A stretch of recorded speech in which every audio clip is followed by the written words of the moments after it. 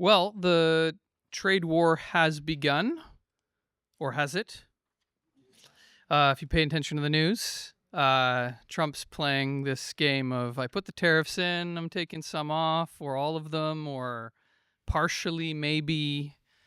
It's not exactly clear. But Trudeau, based on his conversation with Trump, said that the trade war is going to be something we're going to have to deal with into the foreseeable future. And Canada is not taking off the counter tariffs. Canada has imposed counter tariffs in retaliation to Trump's tariffs. They're not taking off the $30 billion in counter tariffs until all of the tariffs that Trump has imposed are taken off. Anyway, if we put all the little minutia details to the side about the trade war and what tariffs are being implemented or whatnot, I think we need to step back and look at the big picture. For starters, the significance of this cannot be underlined enough. This is a trade war between two of the most integrated, if not the most integrated economies in the world. And it's also not an equal war, as you probably are well aware. 77% of Canada's total exports go to the U.S., 63% of the imports come from the U.S., and it doesn't work that way the other way around. It's only 17% and 13.5% from the point of view of the United States economy. So the effects of this trade war, which might take a little while to play itself out, will be devastating, particularly on the Canadian economy. But the big question I want to start with is, why is this happening in the first place? And yes, as Marcus was saying, we're here to discuss how working class people can respond to this, because it is a very serious situation that will have consequences in everyday life for working class people. So I think the first thing I want to touch on, many people think that Donald Trump is crazy. And I can certainly understand why people think that. When you look at what he's doing, it kind of seems a bit nonsensical in many ways. But I don't think this is true. I think he is pursuing a definite policy. And in many ways, if you think about it, as I will explain, from the standpoint of the interests of American capitalism, Donald Trump's policy is more logical than Biden's. So, why do I say this? Well, the entire post-war setup, the entire setup of the world, actually, especially the Western imperialist countries, advanced capitalist countries like Canada, US, Europe, that was set up after World War II, was set up by the United States primarily. They came out of World War II largely unscathed as the dominant capitalist power with no competition. And this set up the Cold War, where it was America on one side and the Soviet bloc on the other side. But because they were the dominant capitalist power, before that there was a handful that were fighting it out in World War I and World War II. The U.S. was able to, it was an unprecedented situation where the U.S. was able to force itself onto the capitalist world and actually created a situation where they temporarily and partially overcame, for an entire epoch, the barriers of the nation state, which is an impediment on the development of the productive forces. So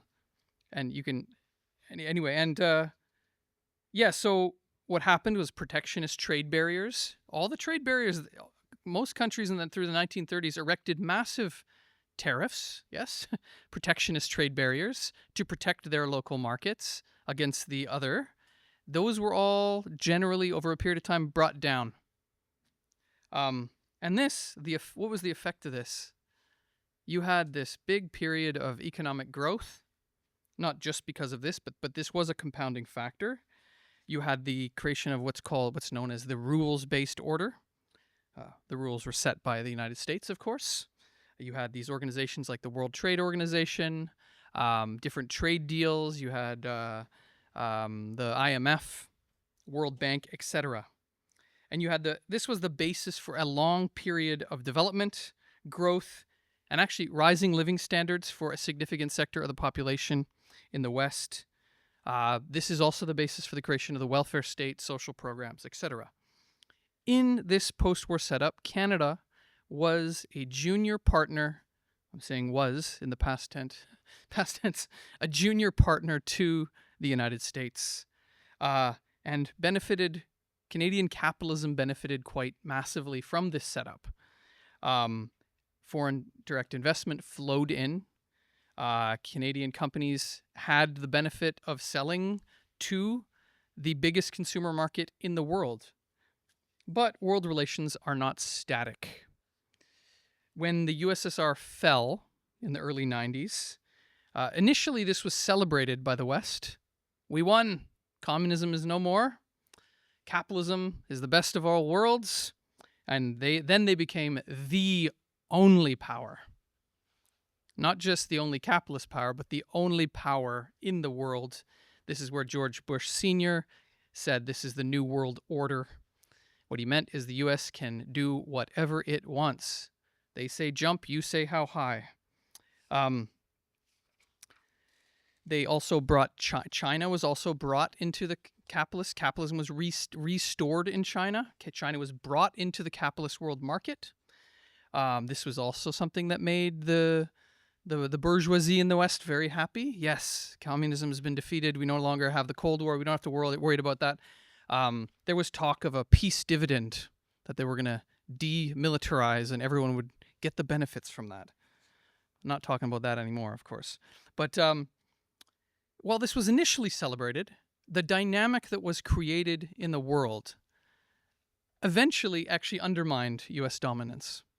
For example, the U.S. share of global GDP in 1960 was about 40%.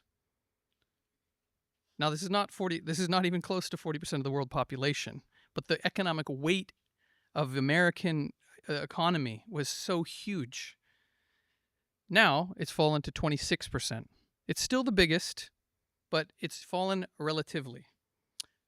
China, on the other hand, in 1960 was 4%. It's risen to 20. So you see the situation. China's not the dominant economy. And also, we have to put this in perspective. The Chinese population is much larger than the American population.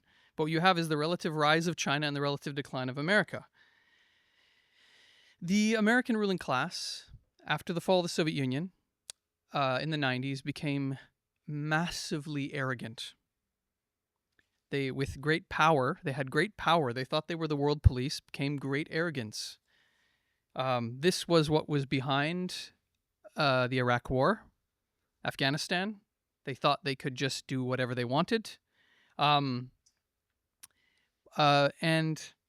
the results of this we are dealing with today. But if you think about it, what's happened is America is still the dominant power, but they've fallen and they can't simply impose themselves on the world. And actually, Trump's policy, if you think of it, is actually a recognition of this fact. And in that sense, it's more logical than Biden's from the standpoint of American capitalism, not from the standpoint of the working class. It is a recognizing of reality that there are other powers now. There's China as the main economic rival, and there's Russia as a significant military rival. And you cannot simply bully them. In this sense, Trump has basically said it. There's no point in spending hundreds of billions of dollars on what he calls forever wars on the other side of the country that go nowhere. We saw this with the war in Iraq. The United States spent over $2 trillion. In the war of Afghanistan, they spent over $2.3 trillion. If you look at the American debt, it's about $36 trillion. A significant chunk of that is those two wars. And what was the result? Was the result favorable for American imperialism? I mean, technically they won, right? But what happened? Why did they do that? Did they get a whole bunch of something good for the American, even from the standpoint of American capitalism? That was a waste. And actually, Donald Trump is a recognition of that this was an arrogant miscalculation by George Bush and by the predecessors. So, yes, the larger implication of this is the end of the post-war setup that I described that led to this boom, the yeah, this huge boom in the West and all this stuff. It is the end of that. And Trump has grabbed onto that idea and he is running with it. And if you understand, you want to understand his policy, just look at it from that point of view. He understands American power has waned, and the entire setup after World War II, and especially after the fall of the Soviet Union, is done. And they have to recognize that, and they have to pull back, and they have to change their approach to the world. So yes, Trump is taking a sledgehammer, actually, to the post-war order. And the funny thing is, when you look at what's happening, the other leaders like Macron, Starmer, they refuse to see this. And that's why they talk to Trump and they have confusion on their face, because they refuse to see this new reality that Trump has actually grabbed onto. More on that later. So yes, all of the old conflicts that were papered over for a period of time between the big capitalist powers are all coming back now. Free trade is being attacked. The ruling class, not just in America, in every country, although it is the strongest, this tendency in America, are jealously looking to protect their market from competition. Protectionism is on the rise. And the effect of this for Canada is which for a period, the proximity to the U.S. economy and the integration with the U.S. economy was a great strength. The effect of this is now this is a massive weakness for the Canadian economy, to be so tied to used to be the free trade, the paragon of free trade. Now it's the paragon of tariffs and protectionism and breaking up the world order. Yes. So, this policy that he's pursuing now is, like I said, pull back from these wars that you spend hundreds of billions of dollars on the other side of the planet that you don't really get anything out of, and focus on what has been described as Fortress America, or their near abroad. Basically, their fundamental national security interests, their fundamental national interests, which is not in Ukraine, by the way, which they don't really have any interest in. Trump is correct when he says that, and he looks puzzled at Zelensky or some of these other leaders that are trying to encourage him to give money and get involved somehow. No, their fundamental interests are in the Americas. And he wants to consolidate their position. This is why he mentions Greenland, Panama, Canada, the Americas, Mexico. This includes pushing out China. If you look what happened in the Panama Canal, they've basically pushed China out. I believe BlackRock is buying 2 ports on the Panama Canal. And the focus is consolidate on the Americas to shape up to the new world situation where there are multiple powers, and we cannot just walk around stomping on everybody. Which, yeah, does mean recognize the spheres of influence of other powers. The repercussions for Canada. So the Canadian economy, I want to make one clear point.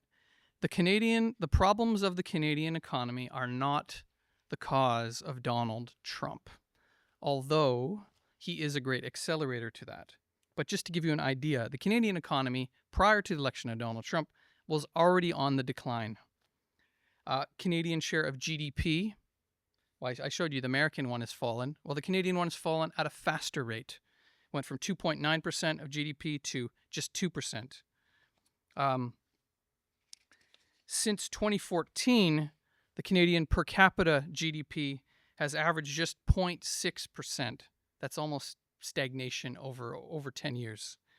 And this puts it third last amongst the OECD, which is sort of the main developed economies in the world. So yeah, from being one of the most advanced economies, Canada's fallen to one of the worst. And this is due to the breakdown of the post-war order, which preceded Trump, but Trump is taking the sledgehammer to it. And you see this in something like, for example, much of capital actually fleeing the Canadian market. So just in 2023, 811 billion of capital left the Canadian, 800 billion in excess left the economy than was coming in. So you see more capitalists don't want to invest in Canada. Actually, a lot of that goes to America. Goes to jurisdictions where they have no labor laws, where they have right to work, where they have lower corporate taxes, etc., or other jurisdictions that are more profitable. And Canada in this is a big fish, or sorry, a small fish in a big pond, and is getting squeezed out as this post-war order is disintegrating. And already before Trump, if this process had continued, this was going to have massive consequences, i.e., cutting down the welfare state, privatizing social services, cutting healthcare, etc., etc. The so-called Canadian model, that is capitalism with a bit of socialism, that's what they say, is no longer tenable. Before Trump was reelected, actually. Now, this is the situation that Trump enters the scene. So, The Economist has labeled Trump as the first imperialist president, which is an incredible statement, considering America is the biggest imperialist power that has ever existed, and they've gone around massacring and overthrowing governments and crushing. But when they say this, there is a bit of truth. And what they're getting at is normally they wouldn't be so brazen about it. Normally they'd say, we got to go into Afghanistan. Why? Protect women's rights, right? Or we got to go to Iraq. Why? Weapons of mass destruction. Lies. These are lies, which liberals say all the time to justify horrible things. Trump doesn't say that. What does he say? Why does he want to go into Greenland? To protect the Inuit? Is that what he said? Nope, that's not what he said. He said they got a lot of minerals, and we need to build military bases there to protect the transport ways that are now opened up from Russia and China. So he just says the direct interest of American imperialism. What's he said about Canada? Put the fentanyl thing to one side, because that's actually a distraction. It's not about fentanyl. He's only saying that so he can use emergency. He can claim it's a national emergency and get around the trade agreement. What has he said? He said, American banks can't do business in Canada. He said, Canada's got a lot of resources, What's he saying? The Panama Canal. Similar. It's about the economics. It's about the trade, right? Yes, he dispenses with the pretenses. He doesn't have any scruples. He doesn't have those. He doesn't pretend that it's about something else. He sees things as a businessman. It's transactional. You see this with Zelensky and the rare earth minerals. He's basically like, Zelensky mentioned it to try to get a security guarantee out of Trump, and then Trump latched onto it and was like, we'll take those minerals. That's a good idea. And he didn't give him a security guarantee. Yes. Now, I will state, there is actually a progressive side to this. What is that? Obviously, I'm not an ally of Trump. I'm not a friend of Trump. He is my enemy. He is a billionaire capitalist. What I mean by the progressive side is it's honest. It's not like those two-faced liberals that lie to you and then do the same thing. I don't know if many of you know that Joe Biden deported more people than Trump did the first time. You don't hear about that because Joe Biden was talking all this flowery language about how we're not like Trump, we're not racist, we love everybody. It's nonsense, actually. So the good thing about Trump is he represents the system as it actually is. And he says the interests of American capitalism and imperialism as they are. He doesn't sugarcoat it. In terms of Canada, he said he doesn't consider Canada a cherished ally. He's like, why do we allow this to happen? What, just from tradition? He doesn't care about tradition. He doesn't care about the past. He's like, this is a ridiculously bad deal. He doesn't care about, they say, but what about the special relationship? That's what they call it, between Canada and America. He's like, he looks puzzled. Why would I care? He doesn't care. Yes, he's mentioned a few things about Canadian or American banks not able to do business. That's not entirely true, but there is truth to it, actually. They have to register as a special type of bank and all these other things, the rules they have to go through. He said, when they asked him about auto manufacturing jobs in Ontario, he said, yeah, but this will destroy auto manufacturing. He's like, well, they stole those jobs from us. I prefer if they were in Detroit. In this sense, actually, we always describe that protectionism tariffs. The main function of it is to export unemployment. And Trump has stated that that is his aim outright. He's basically saying, I want to make people unemployed in Canada and employ people in America. That is what he's saying. This is what America first means for Canada. It means deindustrialize Canada to benefit U.S. capitalism. So yeah, this is a serious threat to, I will say this is not just a threat to working class people. It's a threat to working class people. It's also a threat to the Canadian government, the Canadian ruling class. It is a threat to them. He's saying he's going to take a piece of their pie. So what's been the response inside Canada? Well, as you probably noticed, there's been a kind of a revival of Canadian nationalism. It was actually at an all-time low. I think especially after there was these mass graves of Indigenous kids found at residential schools and whatnot. A lot of people were like questioning, what is Canada anyway? It doesn't seem like a very good place. But there's been a resurgence in national pride. There's been the sense of national unity against the foreign threat. There's been people booing the U.S. national anthem at hockey games. And yeah, there's kind of this unholy alliance of liberals, conservatives, the NDP, you name it, the trade union leaders, the left, right, the center, whatever you want to call it, all united in one big happy family they call Team Canada. They all agree unanimously on imposing counter tariffs against any tariffs that Donald Trump imposes, as well as encouraging people to buy Canadian. As you've probably seen it all over the place. It's quite annoying. Trudeau said in his response to Trump's announcement of tariffs that we Canadians will be united, quote, because that's what we do. Right? That's what Canadians do. But yeah, this is not just Trudeau. There's a whole slew of former prime ministers across the political spectrum. Stephen Harper, Joe Clark, Kim Campbell, John Chrétien, Paul Martin. They actually united and penned an open letter in the media together just to show you how united they were, meaning they're united in defending the interests of Canadian capitalism. But they didn't say that. They can't say that. They said everyone should show national pride, right? Doug Ford is generally seen as Captain Canada.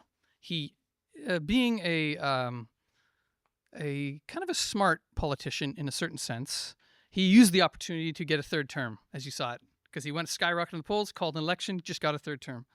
But yeah, this resurgence in Canadian nationalism has definitely transformed the political landscape a bit. The Liberals have been revived. It seems like Mark Carney is going to be elected the leader of the Liberal Party, and if he's the leader, they're neck and neck with the Conservatives. So yeah, what's the communist approach to this? So we have to understand that within any nation, there's different classes. And so there is, and Trump's threats are threats to working class people and also the Canadian bourgeoisie. From working class people, there is genuine fears about job losses. And there is genuine fears, like we saw what happened with Luigi Maggione. I think a lot of Canadians sympathize with him because they don't like United Health. Does anybody here want United Health in Canada? Denying contracts, nobody wants that. So working class people have a genuine fear about what would happen if Canada was annexed by the United States, for example. That sentiment, that working class sentiment, is progressive. However, we have to highlight that the ruling class and their politicians are actually cynically using this sentiment and channeling it into a defense of their interests. And that's why they speak about the nation, because they want to unite everyone together. But it ultimately means defend their program, defend their interests. But we have to be extremely... With this is a deception, actually, that must be exposed, and we are here today to expose that deception. Canadian capitalists and Canadian capitalist politicians are not our friends, and we are not on the same team. There is no Team Canada, actually. They are lying. And also, one thing I think we should be very clear of, the main enemy of the Canadian working class is actually not Donald Trump. It's Canadian capitalists. It's Galen Weston. It's Conrad Black. It's the big capitalists. We'll get into that more in a minute. Of course, I'm not saying Donald Trump isn't an enemy. He is an enemy. But we cannot rely on the Canadian capitalists to fight him, because they are not fighting him for us. They are fighting him for themselves. To give you an example, now not every Canadian politician will be this honest. Stephen Harper, the former Prime Minister, former Conservative Prime Minister, recently had a moment at a book launch a few weeks ago where he was super honest. Now, he is able to do that because he is not running for office anymore, so he doesn't have to worry about angry voters. But he said this. He was asked what he would do. He said, "If I was still Prime Minister, I would be prepared to impoverish the country and not be annexed if that was the option we're facing. I would accept any level of damage to preserve the independence of the country." Now, I quote that because that expresses very clearly the thought that is in the mind of all of the bourgeoisie. They would accept impoverishing the working class, cutting social services, privatizing things, and guess what? That might happen. They will be the ones laying people off because of the effects of the tariffs, right? They will be prepared to do that if it means they maintain control over their market. That's what that means. Trudeau's claimed if you listen to him, which is hard to, but you can sometimes, he continually talks about workers. You notice? He puts workers all throughout what he says. Protecting workers. He's doing that to try to trick people. He said, stand up for Canadian workers. Really? We just have to think for a minute about what this government has done. Just in 2024 alone, well, even going all the way back, they legislated multiple strikes back to work. But just last year, they didn't even legislate them back to work. They took away the right to strike from the rail workers, from the port workers of Vancouver and Montreal, as well as the postal workers at the end of last year, with no legislation, no debate in the parliament, no vote. Now, I know they like to call Donald Trump a dictator. This seems pretty dictatorial to me, to be honest. Also, as a side point, the railways are owned primarily by Americans. So I don't know what that says. What side are they on? It's hard to tell sometimes. Doug Ford, very hypocritical. Canada not for sale hats, which now I'm told are made in Canada, but before they weren't really made in Canada, which shows the hypocrisy of the whole situation. People remember did people forget the Greenbelt scandal? Canada's for sale. Of course it's for sale. It just depends who we're selling it to. He's in favor of privatization. They privatize surgeries in the healthcare system. You got Francois Legault in Quebec, who recently there was actually a strike. Actually, no, not a strike, a lockout. An American company in Quebec, ABE, locked out their employees that were unionized, Quebecois workers, for 18 months. Who did Legault stand with, right? The workers, right? Because he cares about Quebec and he loves the worker. No. He sided with the company, which was an American company. Just using a few examples to get the understanding that these people are not our friends. They're not on our side. So yeah, there is no Team Canada. There is one Canada for the capitalists and another one for the workers. And we really need to think in class terms about these things. And we need to help working class people see it in class terms, to think through the fog that is being foisted upon our eyes. So this is a conflict between two different groups of capitalists, each of whom ruthlessly exploits their workers at home. A point on counter tariffs. It's funny, it's raised as if this is the thing to save jobs. I've heard no one explain how this is going to save jobs. This has nothing to do with saving jobs. It's about protecting Canadian capitalist interest, protecting their market, right? From American goods that would be cheaper Um, yes. Actually, there's already many protections for Canadian companies here. And actually, they protect a bunch of big monopolies like Air Canada, the big banks, the big telecommunication companies. They're protected. Have you noticed? Who here takes an American airline from Toronto to Vancouver? You can't. You can only take Air Canada, sometimes WestJet if it's in the summer. But yeah, are they doing that? Did they put that protection in? They also don't. They also, as you don't go down and get Bank of America here, right? It is also partially true what Donald Trump says. There's protections. They block American banks from coming in. Just a few years back, they blocked Verizon. Verizon is the big telecom company in the U.S. They have more customers than Canada has citizens. They tried to get in the Canadian market. They were blocked. Bell and Rogers united to block them. Did they do that for us? They were like, we got to protect Canadian consumers from. No, obviously, and especially telecom is a racket. Cell phone contracts. If you've been anywhere else and you looked at the price of cell phone contracts in America, actually, they're way cheaper. In Europe, way cheaper. Why? Because here you pretty much have two. I know there's more, but if you look at it, they're subsidiaries of the two. Except in Canada or in Quebec, there's what is it called? Videotron. But in the rest of the country, there's basically two, and they're protected from competition. So do those protections help Canadian workers? Well, I don't know if you notice it. Rogers just carried out a big layoff. Bell just laid off 9% of their workforce. Doesn't help the workers. They attack the unions, and it's not good for consumers. So what the hell does that have to do?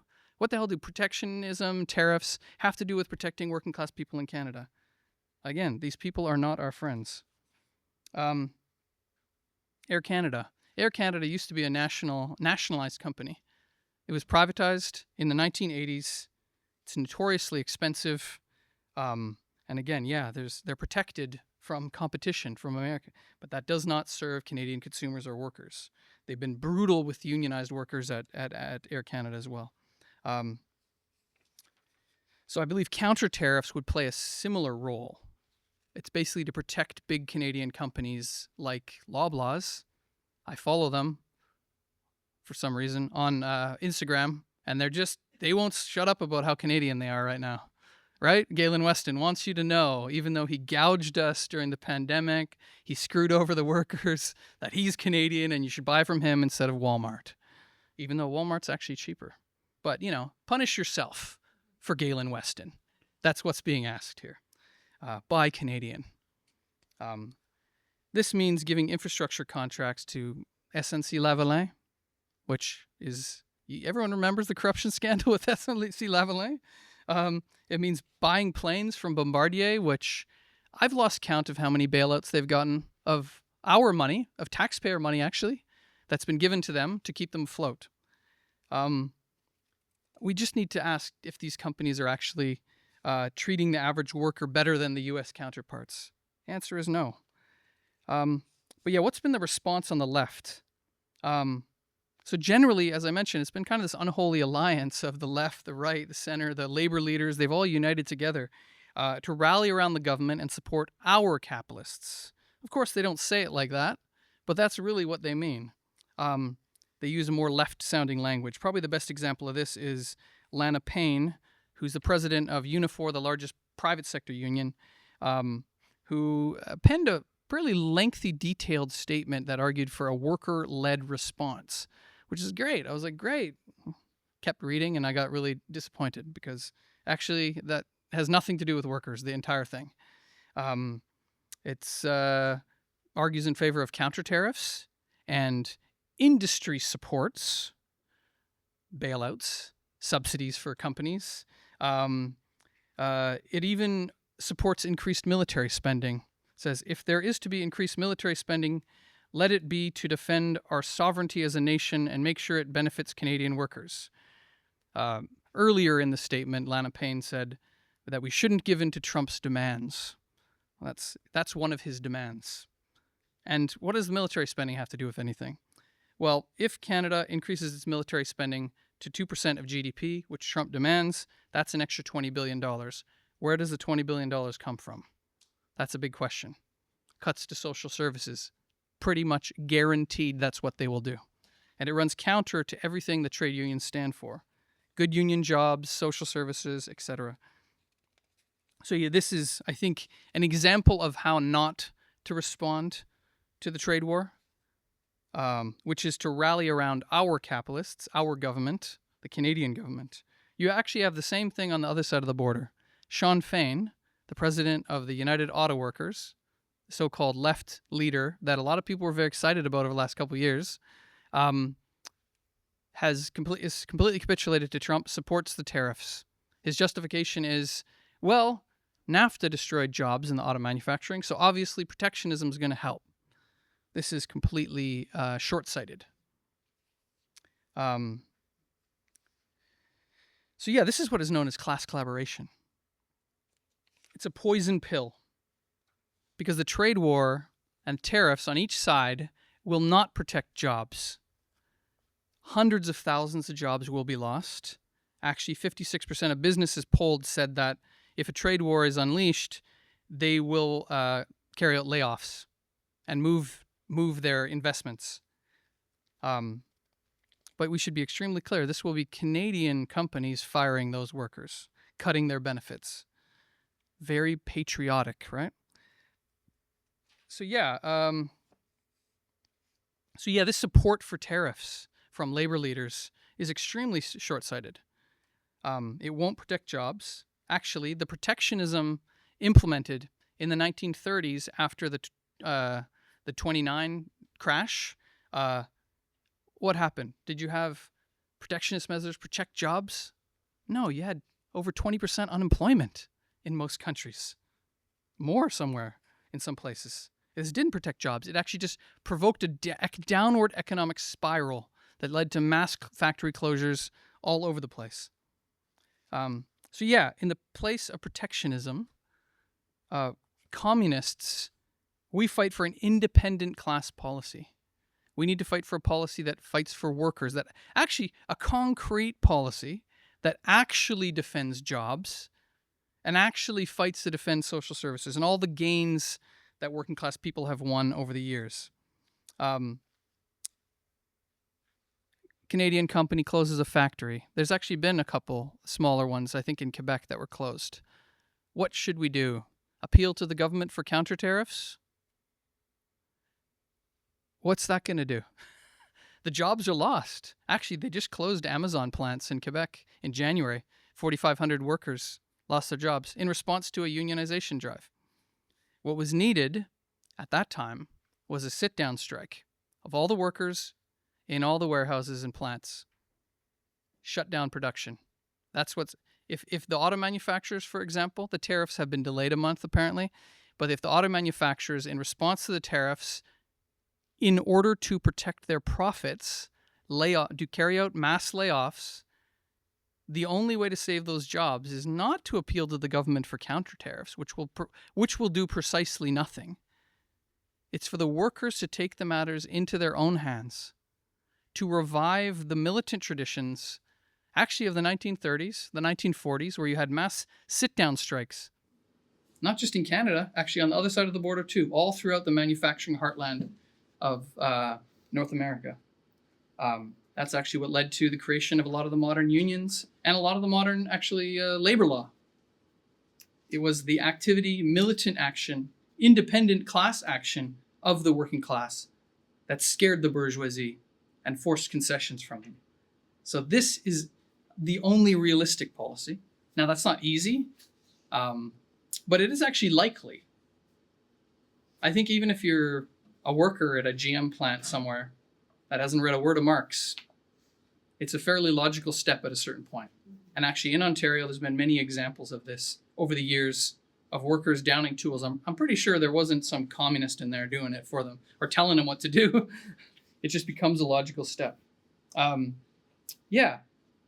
And, these capitalists demonstrate that they care more about their profits than the lives of working class people, than the lives of working class Canadians, Canadian working class people. Then they shouldn't have that factory. Nationalize the factory. The workers can run it. That's the socialist solution. If a company demands layoffs or wage cuts to stay competitive, Why don't you show us your books? Open them up. Let us see. Let us see the numbers. Oh, you don't want to do that? Why? I thought you cared about Canadian sovereignty. Oh, for you, sovereignty was your control over your big pot of money. So yeah, we cannot trust the Canadian ruling class. I gotta finish here, sorry, Chair. We cannot trust the Canadian ruling class, but there is a natural ally in the American working class. Marx, after all, did say, workers of the world unite, and we need an independent class policy. I'm not saying independent Canadian class policy. I'm saying an internationalist independent class policy.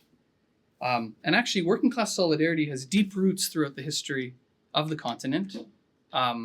Many people probably don't know that, but most of the major unions in Canada were actually part of international unions built by American unions. The CAW was a good. The Canadian Auto Workers actually came from the United Auto Workers, as an example. The Industrial Workers of the World, that was an anarcho-syndicalist, like kind of revolutionary union that was quite popular over 100 years ago in America, had a phrase, and it actually spread all over Canada at the time, about 100 years ago. It was called One Big Union. And it didn't really pan out, but the idea was correct, and it remains correct, is that the interests of the workers, regardless of what country you're in, are the same. And we don't sell our soul for even if you might win a little temporary gain at the expense of another worker, because in the long run, it's going to all be taken away. You're not gaining anything. So this trade war doesn't serve the interests of the working class on either side of the border. What does serve the interest is to build those bonds of class solidarity and internationalism, to rebuild them. Now, Trump's referred to the border as an artificially drawn line. I saw a lot of liberals freaking out about that online, and I was like, hey, he has a point. Did you look at it? I don't know what kind of natural border is just like that, you know? But yeah, he was pointing. He actually, in a weird way, he was pointing to something correct. The nation state is actually a creation of capitalism, of the ruling class, and it is artificial, and it is a barrier to the development of the productive forces. It's an impediment.